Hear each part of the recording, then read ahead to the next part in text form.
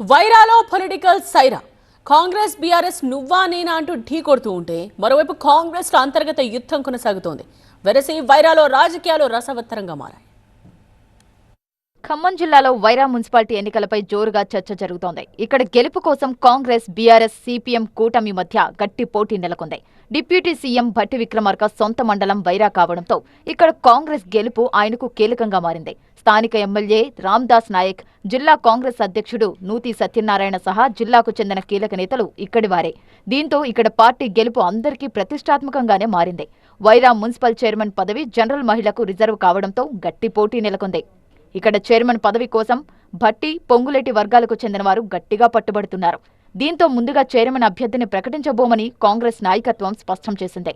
అయితే కొద్ది రోజులు ఆ పార్టీ అగ్రనాయకుల మధ్యనే విభేదాలు పొడచూపడంతో నేతలు గ్రూపులుగా విడిపోయారు.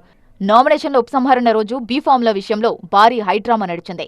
కొందరు నేతలు తమ అనుచరులకు బీఫామ్లు ఇప్పించుకోవడంలో సక్సెస్ అయ్యారు. అయితే చైర్మన్ విషయంపై మాత్రం ఇంకా స్పష్టత రాలేదు.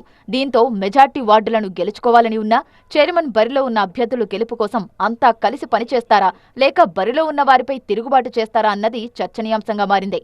నామినేషన్ల ఉపసంహరణల రోజు వరకు గందరగోళంలో ఉన్న కాంగ్రెస్ అభ్యర్థులు 3 రోజుల నుంచి వార్డుల్లో విస్తృతంగా ప్రచారం చేస్తున్నారు.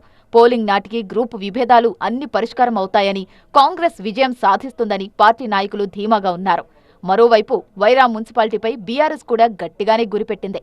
మాజీ మంత్రి పువ్వాడ అజయ్ కుమార్ వైరా మున్సిపాలిటీ ఇన్ఛార్జ్ బాధ్యతలు తీసుకున్నారు. సిపిఎంతో దోస్తీ కట్టి ఎన్నికల బరిలో నిలిచారు. 15వ వార్డులో సిపిఐకి మద్దతు తెలిపారు.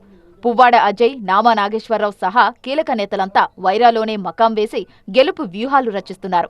ఎన్నికల షెడ్యూల్ ముందు వరకు బీఆర్ఎస్ నేతృత్వంలోని కూటమి పార్టీలు కొంత వెనుకబడినట్టు కనిపించినా ఇప్పుడు మాత్రం కాంగ్రెస్తో నువ్వా నేనా అన్నట్లు పోటీ నెలకొంది. జిల్లాలో 3 మంత్రులు ఉన్నా వైరాలో జరిగిన అభివృద్ధి ఏమీ లేదని ప్రచారం చేస్తోంది బీఆర్ఎస్. అయితే అధికారంలో ఉన్న తమతోనే అభివృద్ధి సాధ్యమని కాంగ్రెస్ ప్రచారం చేస్తోంది.